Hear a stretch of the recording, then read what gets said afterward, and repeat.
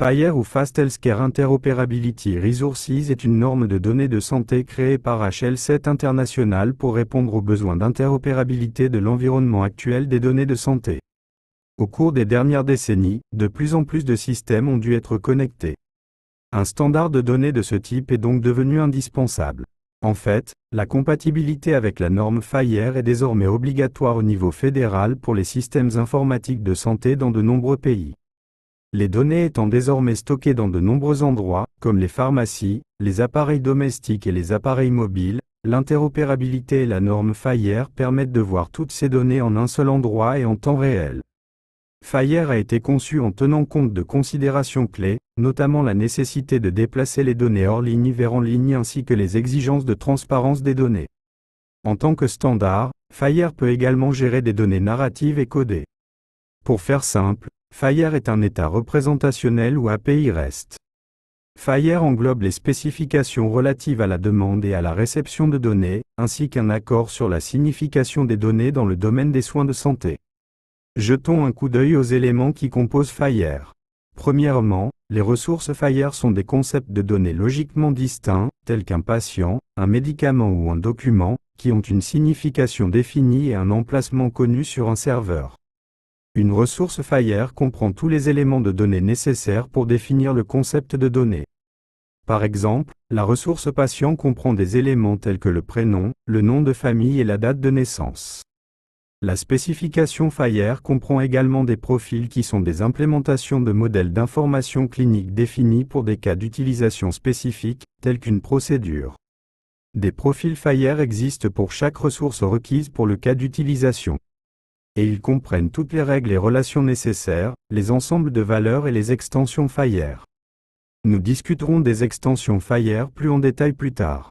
En utilisant des profils partagés, les applications de soins de santé peuvent utiliser FHIR dans différents paradigmes d'interopérabilité sans qu'aucune transformation ne soit nécessaire. Les données exprimées en FHIR peuvent être utilisées dans les messages, les documents et les API REST. Étant donné que FHIR est lisible par machine, il peut également être utilisé dans des services tels que les services d'aide à la décision. La véritable interopérabilité vient de l'échange d'informations et de la compréhension du sens recherché. Alors que les humains sont très doués pour interpréter le sens, les ordinateurs ne peuvent comprendre exactement que ce que disent les données. Par exemple, deux personnes décrivant un zèbre comme étant soit un cheval blanc avec des rayures noires, soit un cheval noir avec des rayures blanches comprendraient rapidement qu'il s'agit du même animal. Cependant, ces descriptions sont complètement différentes de celles d'un ordinateur. Pour garantir que les mêmes descriptions sont utilisées dans tous les systèmes et soins de santé, un modèle d'information clinique doit être utilisé. Cela inclut les descriptions des concepts de données de santé pour un cas d'utilisation particulier, les règles d'utilisation des données, les liaisons de vocabulaire ou de terminologie et les relations entre les données. Un profil FHIR est la mise en œuvre d'un modèle d'information clinique. Pour comprendre l'importance d'un profil, considérez le rapport sur les antécédents médicaux d'un patient provenant d'un système DSE que vous imprimez et découpez en éléments de données individuelles. Sur l'une de ces bandes de papier figure la phrase « diabète de type 2 ». Bien que nous sachions ce qu'est cette expression, le contexte manque. Le diabète peut être une maladie dont souffre le patient, une maladie qu'il souffrait auparavant, ou même une maladie dont souffrait sa mère en fonction des antécédents familiaux. Les profils FHIR fournissent un contexte en définissant les relations entre les éléments de données et les ressources. La liaison terminologique dans ces profils utilise un serveur terminologique FHIR qui contient tous les codes et ensemble de valeurs nécessaires pour un profil FHIR. Les codes utilisés pour un élément particulier constituent un ensemble de valeurs.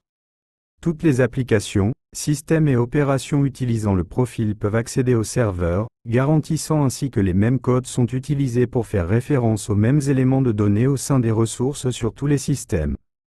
La norme FHIR comprend des éléments de données utilisés dans 80% des systèmes. Mais elle définit également comment créer une extension FHIR dans le cadre d'un profil pour représenter des éléments de données pour un cas d'utilisation spécifique qui ne font pas déjà partie de la norme. Par exemple, une clinique qui pratique du tourisme médical peut vouloir enregistrer la nationalité d'un patient, ce qui ne fait pas partie de la ressource patient standard. Ils peuvent simplement étendre la ressource patient pour ajouter une extension de nationalité. Lorsque des extensions Fire sont créées, elles sont publiées sur une URL accessible au public, ce qui signifie que toute personne recevant des données utilisant l'extension peut découvrir ce que cela signifie. Enfin, lorsqu'il s'agit d'utiliser la norme Fire dans un but spécifique, vous pouvez vous référer au guide d'implémentation Fire, qui contiennent les ressources de profil, notamment les extensions, les liaisons terminologiques et les ensembles de valeurs nécessaires pour un cas d'utilisation particulier. Au-delà de ces détails techniques, les guides de mise en œuvre Fire fournissent de la documentation et des exemples de la manière dont ils peuvent être utilisés. Ces guides sont publiés sur une URL accessible au public à l'aide d'un outil de publication web créé par HL7 International dans le cadre de la spécification Fire. Puisqu'ils sont lisibles par machine, les guides de mise en œuvre Fire peuvent être utilisés pour valider les applications Fire développées à l'aide de ceux-ci. Pour en savoir plus sur la norme Fire, reportez-vous aux autres contenus du site de formation Intersystems.